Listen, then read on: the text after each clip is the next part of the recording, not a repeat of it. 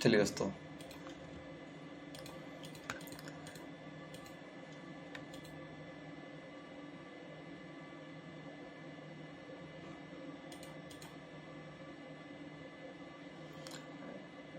चलिए हमारा टाइमिंग बिल्कुल यहाँ पर लगभग मैच खा रहा है, तो हम लोग अपना वीडियो शुरू कर सकते हैं। दोस्तों, सबसे पहले आपको बताते हैं कि कंटेंट राइटिंग जो हम लोग करते हैं उसमें भी कई प्रकार के राइटिंग स्टाइल होते हैं, जिसमें से एक हमारा जो सबसे महत्वपूर्ण है और जो राइटिंग हम लोग करते हैं वो है ब्लॉगिंग। हालांकि कंटेंट राइटिंग की बात की जाए तो कंटेंट राइटिंग भी कई प्रकार के होते हैं, जैसे कि technical writing, blogging, copy writing, ghost writer, SEO writing, social media writing, creative writing, press writing. और यहाँ पे अगर मैं यहाँ पे करता हूँ तो ऐसे और भी कई प्रकार के राइटिंग आ जाएंगे, यानी कि अलग अलग प्रकार के कंटेंट राइटर होते हैं। अब हम लोग जो राइटिंग करते हैं वो करते हैं कंटेंट राइटिंग, लेकिन ब्लॉगिंग वाला कंटेंट राइटिंग, यानी कि हम लोग ऐसे बोल सकते हैं कि हम लोग एक ब्लॉग राइटर हैं, यानी कि हम लोग एक ब्लॉग को लिखते हैं, ठीक है, या फिर आर्टिकल राइटर है। तो इसमें जो भी अगर बात की जाए तो इसमें भी, हालांकि अगर मैं बात करूँ तो हमारे पूरे वर्ल्ड में कई सारे लैंग्वेजेस हैं, और यहाँ तक इंडिया में ही अगर बात की जाए तो तकरीबन 8 से 10 मेजर लैंग्वेजेस हैं जिस पे मतलब कि आर्टिकल लिखा जाता है। एग्जाम्पल के लिए बात करूँ, इंडियन लैंग्वेज, अगर मैं यहाँ पे लिखता हूँ तो यहाँ पे अगर मैं लिखता हूँ एग्जाम्पल के लिए बंगाली ब्लॉग, तो अगर लैंग्वेज की बात की जाए ना तो कई सारे आपको ना अलग अलग, देखिए ये बंगाली में लिखा हुआ ब्लॉग है, तो ये भी एक आर्टिकल राइटिंग है, लेकिन यहाँ पे लैंग्वेज यहाँ पे डिफरेंट हो गया। तो यानी कि आर्टिकल राइटिंग को आप ऐसे भी डिवाइड कर सकते हैं। यानी कि सबसे पहले आप समझिए कि हम लोग कंटेंट राइटिंग कर रहे हैं, कंटेंट राइटिंग में हम लोग ब्लॉग राइटिंग कर रहे हैं, क्योंकि कंटेंट राइटिंग में न्यूज राइटिंग हो गया, प्रेस राइटिंग हो गया, टेक्निकल राइटिंग हो गया, डॉक्यूमेंटेशन राइटिंग हो गया, तो उसमें जो हम लोग कर रहे हैं ब्लॉग राइटिंग कर रहे हैं। अब ब्लॉग राइटिंग में भी लैंग्वेज की अगर तौर पे देखा जाए तो लैंग्वेज भी कई सारे प्रकार के होते हैं, जैसे कि बंगाली, अगर हमारा इंडिया में ले लें तो तमिल, तेलुगु, बंगाली, मलयालम, गुजराती, मराठी, इतने सारे लैंग्वेजेस हैं। उसी प्रकार से अगर पूरे वर्ल्ड वाइड में ले लें, मतलब पूरा दुनिया में ले लें, तो जापानीज, चाइनीज, इंग्लिश में हो गया, या फिर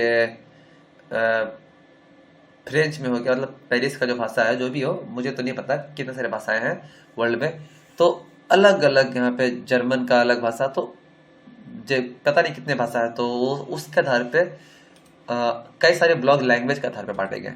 अब मैं ये आपको इसलिए बात बता रहा हूँ ना कि मान लीजिए अगर हम लोग डिसाइड करते हैं कि चलिए मैं अब कंटेंट राइटिंग से पैसे कमाना चाहता हूँ, और कंटेंट राइटिंग मैंने स्टार्ट किया, तो एग्जाम्पल के लिए मैं सबसे पहले डिसाइड करूँगा कि मुझे कौन सा भाषा में लिखना है। तो अभी चूंकि मैं आपसे हिंदी में बात कर रहा हूँ, बहुत सारे लोग हैं कि अपने अपने लैंग्वेज में, जैसे कि गुजराती में, बंगाली में, मराठी में कंफर्टेबल हो गए, तो वो उस लैंग्वेज को भी चूज सकते हैं। मैं ऐसे कई लोगों को जानता हूँ जो कि मराठी लैंग्वेज में भी आर्टिकल लिखते हैं, है ना।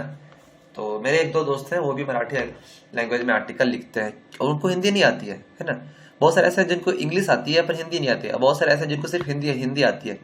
सबसे पहले तो आपको अपना लैंग्वेज डिसाइड करना होगा कि आप कौन से लैंग्वेज में स्ट्रांग है, क्योंकि सारे ही लैंग्वेज में प्रॉफिट है। हालांकि सबसे ज़्यादा अगर प्रॉफिट की बात करूँ तो सबसे ज़्यादा प्रॉफिट इंग्लिश लैंग्वेज में है, क्योंकि इंग्लिश लैंग्वेज का थोड़ा सा चीज़ ऐसा हार्ड है कि हर कोई नहीं कर पाता है।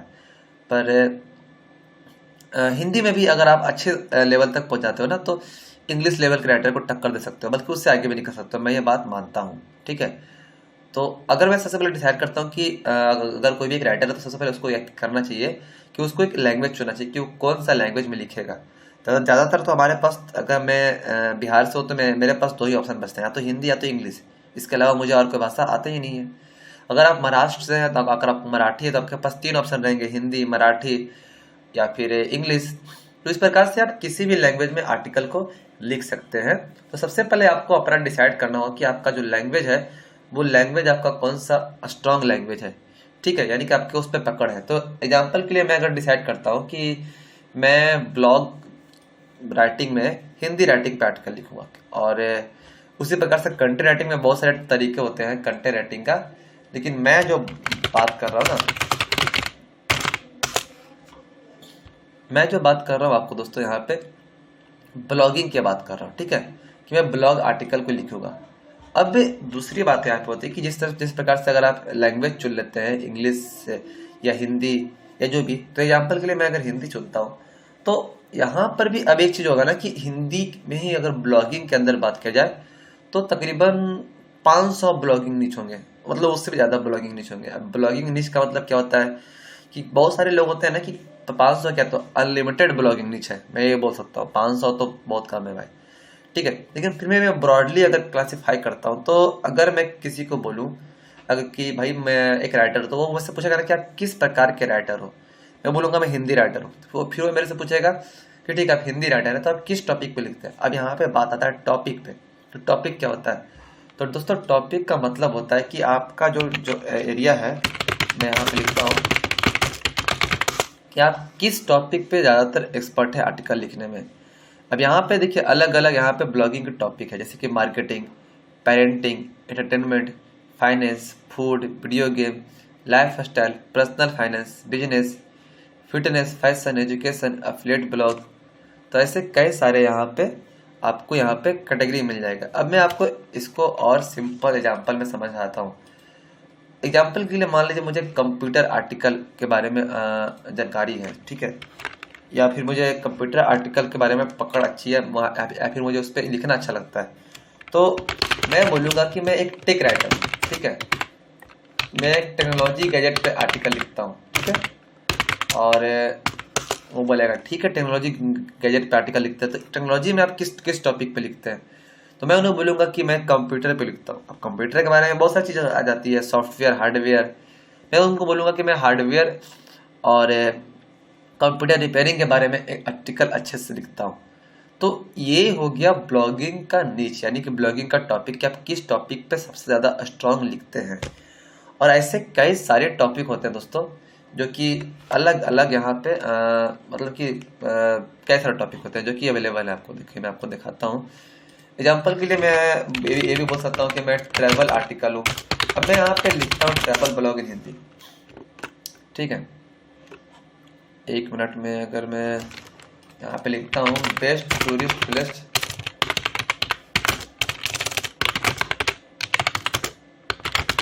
इंडिया, ठीक है, इन हिंदी। क्योंकि मैं हिंदी में काम करता हूँ तो मैं आपको हिंदी का भी और थोड़ा बहुत इंग्लिश का भी एग्जाम्पल दिखाता हूँ। तो एक ब्लॉग है यहाँ पर traveltriangle.com। अब ये जो इंसान है ना, ये ट्रैवल ब्लॉग पे सिर्फ काम करता है, इसका ब्लॉगिंग का नाम भी है traveltriangle.com। तो मैं ये बोल सकता हूँ कि मैं ट्रैवल यानी कि टूरिस्ट प्लेस के बारे में मैं आर्टिकल लिखता हूँ। तो फिर मैं अपना जो ब्रांडिंग है वो ट्रैवल यानी कि टूरिज्म आर्टिकल राइटिंग में लगाऊंगा, ठीक है। तो यहाँ पे आपको ये भी डिसाइड करना होगा ना कि आप किस टॉपिक में एक्सपर्ट हैं लिखने में और किस टॉपिक पे आपको लिखना ज़्यादा अच्छा लगता है। अगर आप ये चीज़ करते हैं तो आपको काम करने में काफ़ी मज़ा आएगा, आपके लिए चीज़ें काफ़ी आसान हो जाएगी। अब उसी प्रकार से अगर मैं बात करूँ कि मैं अगर कोई पूछता है कि आप किस प्रकार का राइटर है, तो मान लीजिए अगर मैं फाइनेंस का राइटर हूँ तो मैं यहाँ पे लिखता हूँ फाइनेंस के अंदर भी आपको बहुत सारे टॉपिक होते हैं, जैसे कि stock market, insurance, crypto currency, ठीक है, या फिर बिजनेस मैनेजमेंट, मनी मैनेजमेंट, ठीक है, बिजनेस आइडिया। ये सभी टॉपिक फाइनेंस के अंदर ही आती है। तो एग्जाम्पल के लिए एक ब्लॉग है, अभी ये क्या है कि स्टॉक मार्केट के बारे में इन्होंने आर्टिकल लिखा इन्वेस्टरपीडिया। और पता नहीं ये चीज़ें कैसे यार, इन्वेस्टरपीडिया ने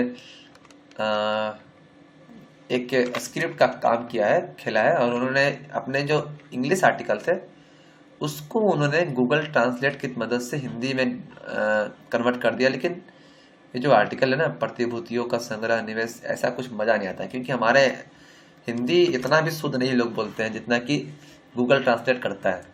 तो मैं ये आर्टिकल खोल लेता हूँ leveraguru.com का, ठीक है। तो ये देखिए इन्होंने एक बहुत ही अच्छा आर्टिकल लिखा है स्टॉक मार्केट के बारे में।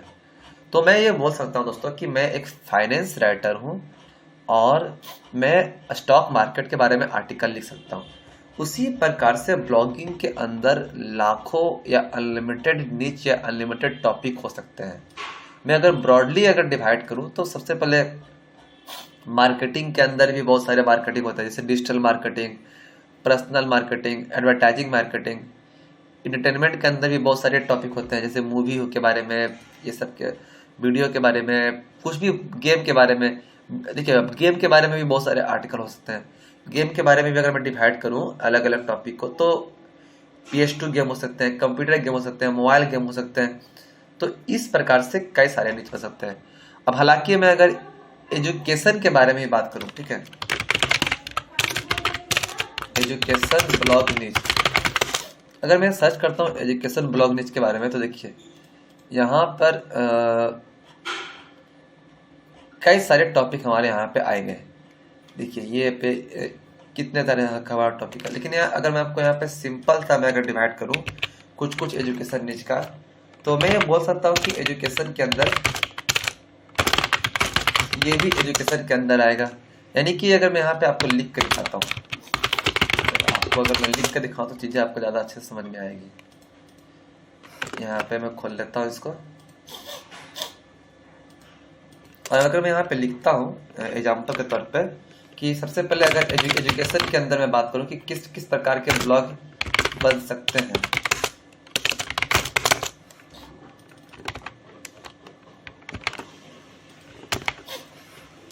देखिए यहाँ पे मैं एक लिख सकता हूँ। सबसे पहले जो मैं बात है ना कि यहाँ पे जितने भी सिलेबस हो गए, एग्जाम के सिलेबस, एग्जाम या बोर्ड के सिलेबस, मैं इनके बारे में एक ब्लॉग तैयार कर सकता हूँ, डिटेल सिलेबस के बारे में।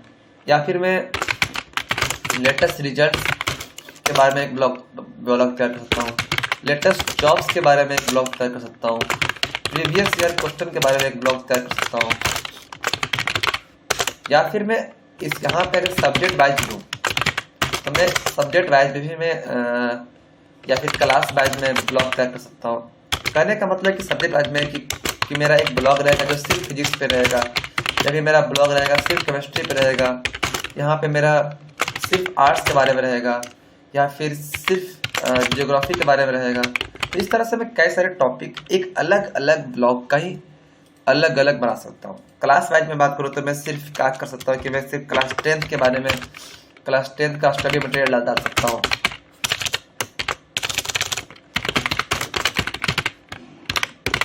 इस प्रकार से दोस्तों यहाँ पे कई सारे ब्लॉगिंग का हम लोग का निच बन सकता है। अभी मैं आपको ये बात इसलिए बता रहा हूँ ना कि क्योंकि अगर आप एक राइटर बन रहे हो और आप आर्टिकल राइटिंग करना स्टार्ट कर रहे हो, तो आप ना सबसे पहले आप ये चीज़ समझ लीजिए कि आप किस तरह के राइटिंग में एक्सपर्ट हैं, ठीक है। और अगर आपको ये बात समझ में नहीं भी आ रही है तो कोई दिक्कत नहीं है, बस मार्केट में आप काम उठाइए।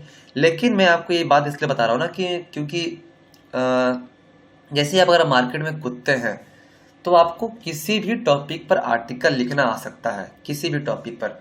एग्जाम्पल के लिए मैं एक बार फिर से यहाँ पे खोज लेता हूँ, टाइप्स ऑफ ब्लॉगिंग निच, ठीक है। किसी भी टॉपिक पर आपको आर्टिकल हिंदी में लिखना आ सकता है। और ऐसे में अगर आप अपना एक कंटेंट राइटिंग एजेंसी बना रहे हैं तो आपको हर तरह के आर्टिकल लिखने का स्ट्रक्चर मालूम होना चाहिए। अब एग्जाम्पल के लिए मैं अगर लेटेस्ट जॉब के बारे में बात करूं तो लेटेस्ट जॉब के बारे में जो स्ट्रक्चर होता है वो कुछ इस प्रकार से होता है। मैं आपको एक वेबसाइट दिखा रहा हूं, ये देखिए रेलवे जॉब रिक्रूटमेंट 2023 का एक वेबसाइट है। और यहाँ पे आप देख सकते हैं दोस्तों कि ये एक जो जॉब के बारे में जानकारी होती है वो ब्लॉग किस प्रकार से होता है। अभी मैं अगर आपको अपना ही गूगल डॉक दिखाऊं तो आपको कई प्रकार के राइटिंग मिल जाएंगे, जिसमें आपको credit card, finance, share market, entertainment, कई प्रकार के आपको यहाँ पे मिल जाएंगे, ठीक है। जैसे कि यहाँ पे एक मैं आर्टिकल दिखाता हूँ, top 10 credit card in India to buy 2023। तो ये एक आर्टिकल है जिसमें मैंने क्रेडिट कार्ड के बारे में आर्टिकल लिखा है। तो नॉर्मली तो ब्लॉग का जो स्ट्रक्चर होता है वो ऐसा होता है कि आपको एक टाइटल लिखना होता है और उस टाइटल के अंदर आपको 5 सब हेडिंग, 5 से 10 या 15 या जितने भी सब हेडिंग हो वो सब हेडिंग को तैयार करके आपको एक एक पैराग्राफ, दो पैराग्राफ, 3 पैराग्राफ में एक एक हेडिंग के अंदर डालना होता है। यानी कि एक पैराग्राफ के अंदर, एक हेडिंग के अंदर 1, 2, 3 पैराग्राफ या फिर 1, 2 पैराग्राफ। तो इस तरह से एक आर्टिकल पूरा तरह से तैयार किया जाता है। तो मैं इस तरह का आर्टिकल तैयार करता था और इस तरह के आर्टिकल को मैं 10 पैसे पर वर्ड पे तैयार करता था। और ये सब चीज़ें काफ़ी मेरे लिए आसान थी क्योंकि मैं रेफरेंस ले लेकर आर्टिकल लिखता था। तो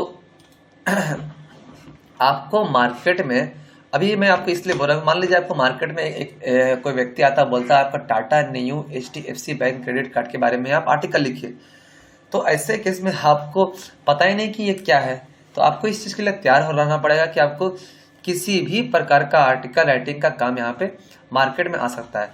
अब देखिए, मैंने ये आर्टिकल लिखा था टाटा HDFC का जो भी क्रेडिट कार्ड है उसका मैंने यहाँ पे एक कंप्लीट आर्टिकल तैयार किया था, और आप देख सकते हैं कि मैंने यहाँ पे काफ़ी अच्छा एक आर्टिकल मैंने यहाँ पे तैयार किया था, ठीक है। और काफ़ी अच्छा आर्टिकल है, मुझे भी काफ़ी आर्टिकल है अच्छा लग रहा है, क्योंकि इस प्रकार का अगर मैं आर्टिकल राइटिंग देता हूँ तो मार्केट में मुझे 15 पैसे से 20 पैसे पर वर्ड का चार्ज ले सकता था, लेकिन मैंने 10 पैसे पे इस तरह का आर्टिकल पे मैंने यहाँ पे काम किया था। उसी प्रकार से अगर मैं यहाँ पे जाता हूँ कि कोई और आर्टिकल में, तो अभी सोचिए मैं अगर फाइनेंस आर्टिकल लिख रहा हूँ और कल को मुझे अगर कोई इंसान बोल दे कि भाई आपको एक ऐसा टॉपिक पे आर्टिकल लिखना है जो कि आपके डिपार्टमेंट का है ही नहीं, कहने का मेरा मतलब मैं आपको यहाँ पे दिखाता हूँ। ये सबसे पहले मैं इसको हिंदी कर लेता हूँ अपने लैंग्वेज को, ठीक है।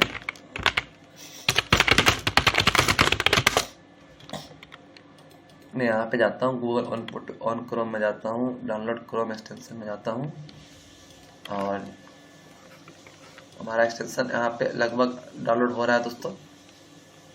ये कोई नहीं, इसके आते आते हम लोग डाउनलोड यहाँ पे कर लेंगे। देखिए हमारा एक्सटेंशन यहाँ पे आ चुका है। अब मैं इसको यहाँ पे एक्सटेंशन पे जाके हिंदी के लैंग्वेज चुन लेता हूँ।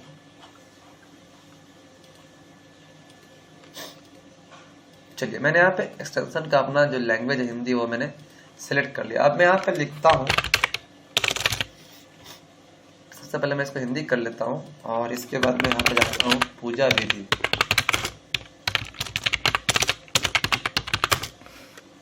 ठीक है, अभी मान लीजिए कि मैं इस तरह का कभी आर्टिकल मैंने लिखा ही नहीं था, यानी कि पूजा विधि के बारे में।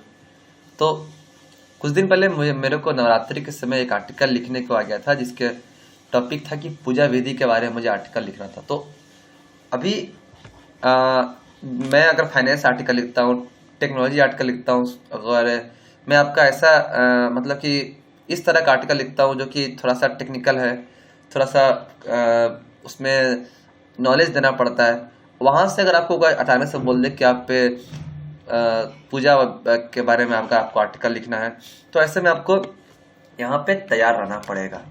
तो इसलिए आपको यहाँ पे अलग अलग आर्टिकल राइटिंग के सैंपल को यहाँ पे देखते रहना है कि कितने तरह के आपके कंटेंट राइटिंग आते हैं। और सारा ब्लॉगिंग का लिखने का तरीका सिंपल है कि आपको सबसे पहले यहाँ पे मतलब कि आपको ना आर्टिकल रिसर्च करना आना चाहिए, ठीक है। कोई भी टॉपिक आ जाए कोई दिक्कत नहीं। एग्जांपल के लिए मैं यहाँ पे वापस से अगर जाता हूँ, तो मान लीजिए मुझे लैपटॉप के बारे में आर्टिकल लिखना है, तो बेस्ट लैपटॉप, ठीक है। मैं यहाँ पे एक आर्टिकल लिखा था बेस्ट लैपटॉप अंडर 40,000। तो ये देखिए, तो आपको सभी तरह के आर्टिकल लिखने के बारे में आइडिया आपको पहले से रहना चाहिए। और ये सारा जो टॉपिक जो आर्टिकल लिखा था, ये ऐसा नहीं कि कोई अगर आर्टिकल लिख रहा तो वह बहुत तेज है, या फिर सब कोई कहीं ना कहीं जानता है कि चीज़ें अगर आप टाइम देते हो थोड़ा सा तो वो चीज़ें टाइम लगती है, लेकिन वो हो जाती है। तो मैं भी वही स्ट्रेटजी को अपनाता हूँ कि अगर मुझे कोई आर्टिकल आता है तो बहुत ही वो भले हार्ड हो या मैं नहीं लिख पाता हूँ, तो मैं थोड़ा सा टाइम देता हूँ और उस टॉपिक के बारे में रिसर्च करता हूँ, और फिर बस उसको मैं तैयार करता रहता हूँ। 1 घंटे 2 घंटे फिर ब्रेक लेता हूँ, तो ब्रेक लीजिए आप फिर लिखिए, ब्रेक लीजिए फिर लिखिए। इस तरह से अगर आप आर्टिकल को लिखते हैं तो आपका आर्टिकल किसी भी तरीके से तैयार हो जाएगा। तो ये वीडियो बनाने का मेरा मकसद यही था दोस्तों कि मैं आपको ब्लॉगिंग नीच के बारे में बता सकूं कि ब्लॉगिंग नीच के हिंदी नीच के अंदर ही कई प्रकार के राइटिंग के आर्टिकल राइटिंग के काम आते हैं, और उसका स्ट्रक्चर और सैंपल सब अलग अलग तरह के होते हैं। तो आपको ऐसे में कोई भी टॉपिक आ जाए, अगर आप नहीं भी जानते हैं तो आपको घबराना नहीं है, आपको थोड़ा टाइम लेना है, उसके बारे में रिसर्च करना है। 1 घंटे 2 घंटे 3 घंटे आपको टाइम देने हैं। शुरुआत में आपको टाइम लगते हैं 3 से 4 घंटे, लेकिन उसके बाद वो फिर एक टाइम पे जब आप उसको लिखना सीख जाते हो, तो फिर वो आर्टिकल को लिखने के लिए आपको 20 मिनट 10 मिनट मतलब कि रिसर्च करने में ज़्यादा इतना आपको समय नहीं जाएगा, और उसके बाद आपको उस आर्टिकल को आराम से आधा घंटे से लेकर 1 घंटे में लिख सकते हैं, क्योंकि आपका वो दिमाग फिर उस आर्टिकल को याद कर लेता है। तो दोस्तों, नहीं आंटी, तो दोस्तों यहाँ पे देखिए, इस तरह से हमारा एक यहाँ पे एक वीडियो था जो मैंने आपको बताया कि कैसे यहाँ पे ब्लॉगिंग के अंदर कई सारे टॉपिक के बारे में आर्टिकल लिखने का ऑप्शन यहाँ पे आता है।